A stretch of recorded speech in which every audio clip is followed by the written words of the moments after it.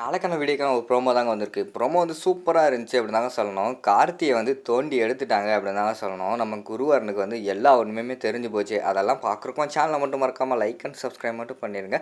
First எடுத்த உடனேயுமே வந்து நம்ம குரு இருக்கார்ல, அவர் வந்து விசாரணையை வந்து தீவிரப்படுத்துகிற மாதிரி தான் காட்டிக்கிட்டு இருக்காங்க. அவர் பார்த்தா கார்த்தி வந்து புதைச்சிருக்காங்கல்ல, அந்த இடத்த வந்து நெருங்கிட்டாரு. அந்த இடத்துல வந்து டவுட்டாக இருக்குது. இந்த இடம் வந்து புதுசாக இருக்கே, இந்த இடம் வந்து மித்த இடமெல்லாம் ஒன்றும் போல் இருக்குது, இந்த இடம் மட்டும் மண்ணை போட்டு மூடின மாதிரி ஏதோ வித்தியாசமா இருக்கே, இது சரியில்லையே அப்படின்னு சொல்லிட்டு அவர் டவுட் வந்த உடனேயும் ஜேசிபியை கூப்பிட்டு அந்த இடத்துல தோண்டுறதுக்காக பிளான் போட ஆரம்பிச்சிடுறாங்க. அந்த விஷயம் பார்த்தா நம்ம ஜானகிக்கு அதுக்கு வர ஆரம்பிச்சிருது. நம்ம சிவராம் இருக்கார்ல, அவர் வந்து சொல்கிறாரு, குருவரனுக்கு வந்து டவுட் வந்துடுது, அந்த இடத்துல வந்து ஏதோ புதைச்சிருக்காங்கன்னு டவுட்டு பட்டார், அதனால் வந்து ஜேசிபி வச்சு தோண்ட போகிறாங்களாம் அப்படி இப்படின்னு சொல்ல ஆரம்பிச்சிடுறாங்க. அதை கேட்ட உடனே நம்ம ஜானகிக்கு வந்து பயங்கரமான பயமாகி போயிடுது. ஐயோ போச்சு, உண்மை வந்து கண்டுபிடிக்க போகிறாங்க, தோண்டிட்டாங்கன்னா அவ்வளோதான் அப்படின்னு சொல்லிட்டு புலம்ப ஆரம்பிச்சிடுறாங்க. மாயா வந்து பக்கத்தில் வந்து எவ்வளவோ வந்து சொல்லி பார்க்காங்க. இங்கே பாருங்க பெரியம்மா, பயப்படாதீங்க, தோன்னா என்ன, நம்ம தான் புதைச்சோன்னு யாருக்குமே தெரியாது அப்படிங்கிற மாதிரி சொல்லிக்கிட்டு இருக்காங்க.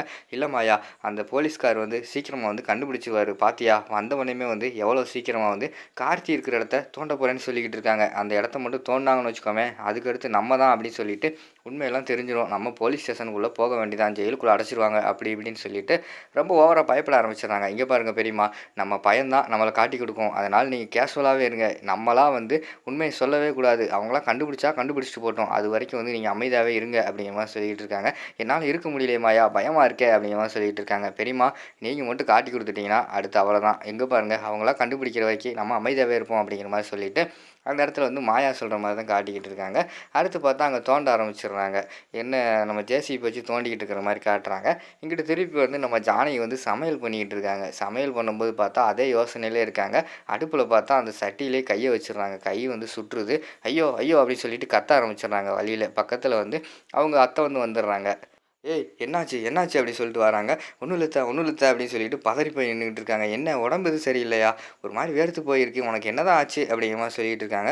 இல்லை அத்தை, ஒன்றும் இல்லை அப்படின்னு சொல்லிட்டு பயத்தில் அங்கிட்டு ஒரு பக்கம் வந்து அவங்க பயந்துக்கிட்டு இருக்கிற மாதிரி தான் காட்டிக்கிட்டு இருக்காங்க. இன்னொரு பக்கம் பார்த்தா ஜேசிபி வச்சு தோண்டிக்கிட்டு இருக்காங்க.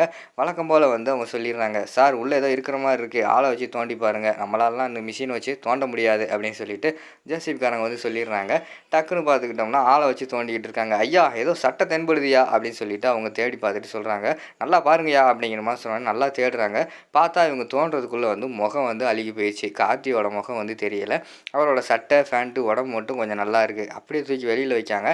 அதை பார்த்தோன்னே அவங்க அப்பா வந்து கண்டுபிடிச்சிடுறாரு. ஐயோ இது கார்த்தி தானே அப்படிங்கிற மாதிரி சொல்கிறாங்க. என்னது கார்த்தியா அப்படின்னு எல்லாம் கேட்டவனையும், ஆமாம் காணாம போன அன்னைக்கு அவன் இந்த சட்டை தான் போட்டிருந்தான் அப்படிங்கிற மாதிரி அவங்க அப்பா வந்து கதறி அழுக ஆரம்பிச்சிடுறாங்க. அங்கிட்டு பார்த்தா சிவராமுக்கு வந்து பயங்கரமான ஷாக் ஆயிடுது. ஐயோ என்னாச்சு, கார்த்தியா இது அப்படின்னு சொல்லிட்டு சிவராம் ரகுராமெல்லாம் ஷாக் ஆகி பார்த்துக்கிட்டு இருக்காங்க. அதோட பார்த்துக்கிட்டிங்கன்னா இந்த ப்ரோமோ வந்து முடிச்சிடுறாங்க.